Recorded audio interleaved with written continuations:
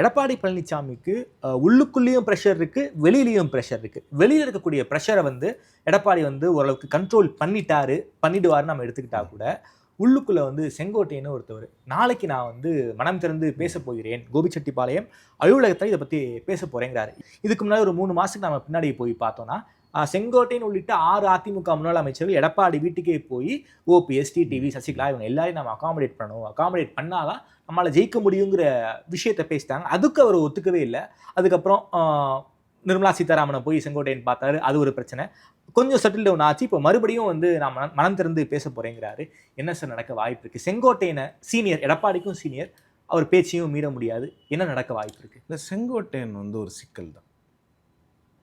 ஏன்னா எக்ஸ்டர்னல் ப்ரெஷரை ஹேண்டில் பண்ணிடலாம், அவங்க கட்சிக்குள்ளே இல்லை. ஆமாம். இப்போ இவரையும் நீங்கள் நீக்குனீங்கன்னா அது நிறைய கேள்விக்குள்ளாக்கப்படும். எதுக்கு நீக்குறீங்க? நாளைக்கு அவர் என்ன பேச போகிறாருன்றது நமக்கு தெரியாது. ஆனால் நான் செங்கோட்டையன் அவர்களுடைய அரசியல் வாழ்வை அறிந்த வகையில் தலைமைக்கு எதிராக நாளைக்கு பேச மாட்டார். அவர் என்ன சொல்லுவார்னா, கட்சியை ஒன்றுபடணும், அம்மாவினுடைய தொண்டர்கள் எல்லாம் ஒன்றா சேரணும், இது போன்ற இந்த மெசேஜை பேசிக்கிட்டே இருப்பார். சசிகலா சொல்கிறாங்கல்ல, அதையே இவர் வேறு வார்த்தைகளில் பேசுவார்.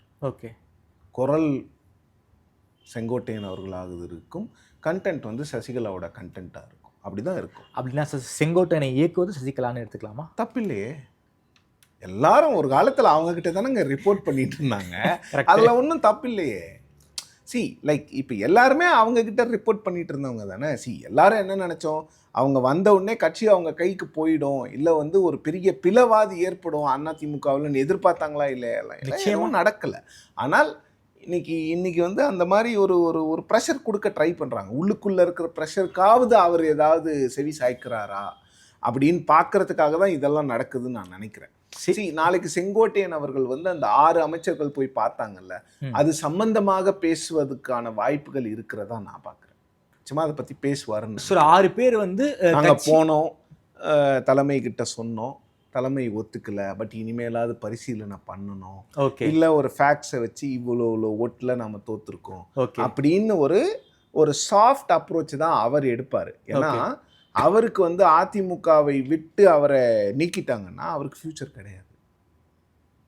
அவரும் ஓபிஎஸ் மாதிரி டிடிவி மாதிரி தனித்து விடப்படுவார்.